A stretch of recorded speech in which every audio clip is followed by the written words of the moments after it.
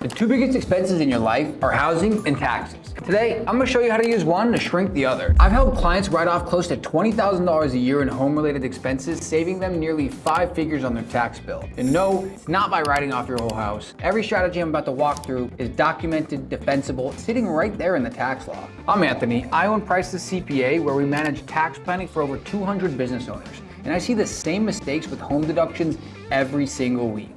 Here's the thing most people get wrong about writing off your house. They either go way too aggressive, claiming half their home is an office when it's clearly one room, or maybe they don't claim anything at all because somebody told them the home office deduction is a red flag. Both of those are wrong. The IRS doesn't hate these deductions, they hate poorly documented ones. It's crucial you get this right, because with this information you can get a deduction for payments you're already making, and you can organize these strategies to be audit proof. Tax savings is pure profit. Every strategy I'm about to show you, I'm going to give you the math and what you need to have in your file if the IRS ever asks. That's what separates a tax filing from a tax plan. But here's the bigger picture. This is an important takeaway from this video before we even get into the strategies. The best tax incentives in this country are not for W-2 employees. The tax code is built to reward two types of people: business owners and real estate investors. That's who gets access to these deductions. The exclusions, the deferrals, the stuff that actually moves the needle. And it's not a loophole, it's designed that way. The governments want people starting businesses, creating jobs, and investing in property.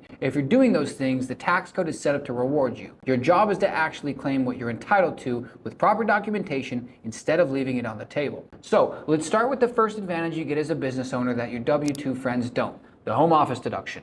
There's two ways to take this deduction, and oftentimes taking the lazy option is the wrong choice. First is the simplified method. $5 per square foot, max 300 square feet. That's a max deduction of $1,500. Easy to claim, low audit risk, and it usually leaves a ton of money on the table because the other method is not capped at $1,500. I've seen $15,000 and above home office deductions using this one. This is where you take the square footage of your dedicated office, divide it by total home square footage, and apply that percentage to your real housing costs. Rent if you're renting, or mortgage interest, depreciation, and property taxes if you own, along with insurance, utilities, repairs, etc. Let's run the math. Say you've got a 2,000 square foot home, dedicated office, 400 square feet.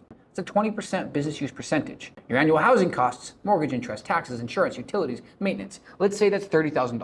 20% of $30,000 is a $6,000 deduction. At a 35% combined tax rate, that's roughly $2,100 in actual tax savings. Compare that to a $1,500 deduction under the simplified method. 4 times the deduction just by doing the calculation. Now, the rules. The space has to be for exclusive and regular business use. A kitchen table doesn't count. A guest bedroom where you also host your in-laws doesn't count. But a converted spare room with a desk and no bed, that counts. I've had flower shops write off their customized garage space as business use at home. Resellers write off the portion of their home that they store inventory, legit, exclusive, and regular use. And a quick note on depreciation. The actual expense method includes a depreciation component, which is valuable, but it creates a recapture event when you sell the home. That means you'll pay a little bit of taxes based on how much you depreciated if and when you sell the home. Don't let this scare you off, just make sure your CPA knows you're claiming it so they can plan for it. So that was strategy 1 for you business owners. Here's one that may shock you if you own a home, and especially if you also own a business. It's been a rule since 1976, and almost nobody uses it right. Let me explain. The Augusta Rule, Section 288. Named after Augusta, Georgia, home of the Masters, the original idea was that homeowners near the golf course could rent their homes during the tournament without reporting the income. But the provision applies to everyone. Here's how it works. You can rent out your personal residence for up to 14 days per year, and that rental income is tax-free to you personally. But what if you were also renting it out to your own business so that the business paying the expense is now a legitimate rental expense deduction? That's right, follow me here. Your business pays yourself rent. Your business deducts it. You receive the rental payments tax-free. It's not a loophole, Section 288. Let's say you rent your home to your S Corp for 12 days, 1 day a month for board meetings, planning sessions, annual reviews, company meetings. Say the fair market rate is $1,000 a day. That's $12,000. Now your S Corp deducts $12,000 off your taxable income. Therefore, you're receiving $12,000 personally tax-free. And at a 35% combined tax rate, the net tax savings is about $4,200. Now here's where people mess up, and I need you to hear this part. Documentation. This strategy lives and dies on documentation. You need fair market rental comps, like go on Airbnb or some office rental website and put rates for a home like yours in the area. Screenshot them, keep them.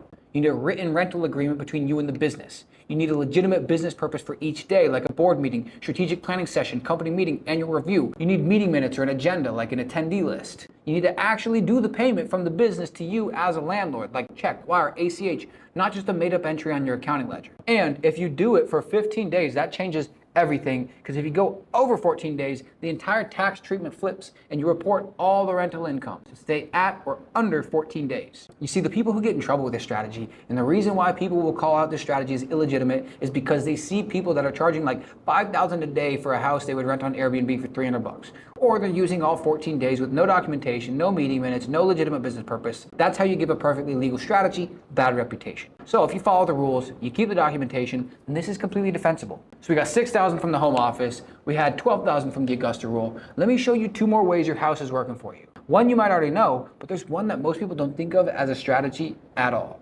First, the foundation. You probably heard of itemizing your deductions, but the game has changed since the One Big Beautiful Bill. If you're itemizing, and now most business owners should be, you're already getting mortgage interest deducted on up to $750,000 of your mortgage balance, and now state and local taxes on up to the $40,000 SALT cap. That increase in SALT cap seriously increased the amount of people that qualify for itemizing. Those taxes are personal deductions on Schedule A. Now, the home office and the Augusta Rule, those are best as business deductions stacked on top. SALT deduction is an important one that incentivizes home ownership and is important not to miss, especially now that we get to write off more property taxes. But here's where it gets interesting, because there's one more piece of the tax code connected to your house that most people don't think of, but is actually an effective and repeatable strategy. Section 121. When you sell your primary residence, you can exclude up to $250,000 of capital gains if you're single, $500,000 if you're married filing jointly. No tax on that gain.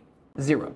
The requirement is that you have to have owned and lived in a house for at least 2 of the last 5 years. Now think about what that means. You buy a home, live in it for 2 years, market does its thing, you sell with, let's say, $300K in appreciation, married filing jointly, that entire gain is tax-free. Take that equity, roll it into the next house, live there for 2 years, do it again. Like, there's no limit on how many times you can use this exclusion. Some numbers. Say you buy a house for $500K. A couple years later, worth $750K. A lot of appreciation, great market, right? You sell $250K in gain, tax-free. The next one, you buy it $750K. A couple years later, it's worth $950K. Another $200K in gains, tax-free. In under 5 years, you sheltered $450,000 in gains from tax at long-term capital gains rates. That could be $70,000 to $100,000 in taxes you never pay. You just keep upgrading your house as you're able to afford it. But like, I'm not saying you should move every 2 years just for the tax benefit. This is a lifestyle decision. So if you're already someone who moves periodically or wants to continue to upgrade, relocate, or even downsize, understanding this exclusion turns every move into a tax refund.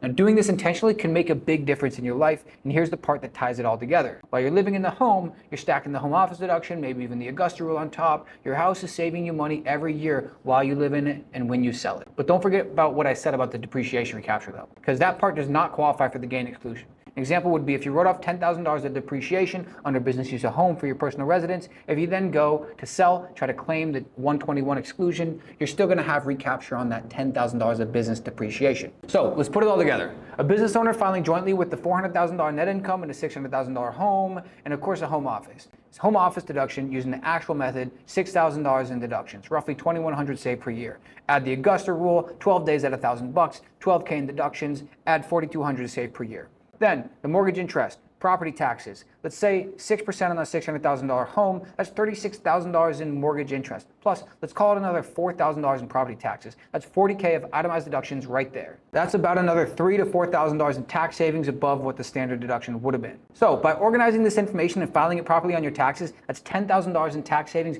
every year you're living in the home. And then when you sell, up to $500,000 in gains are tax-free. It's not a deduction, that's income that simply never gets taxed. And that's why your house is a tax strategy on both of these timelines. Annual savings while you live in it, massive exclusion when you sell. And most people are only using one strategically. Some aren't using either. I told you at the top, the 2 biggest expenses in your life are housing and taxes. You just saw how to use the housing to save on the taxes on every timeline that matters. Now remember, all these strategies are in the tax code. They're legal, they work, but they again only work if you document and implement them correctly. That's the difference between tax filing and a tax plan. So if you want this built for your specific situation, not just generic advice, your numbers, your structure, your strategies, links in the description for a free assessment. If this was useful, share it with a business owner who needs to hear this. Thanks for watching.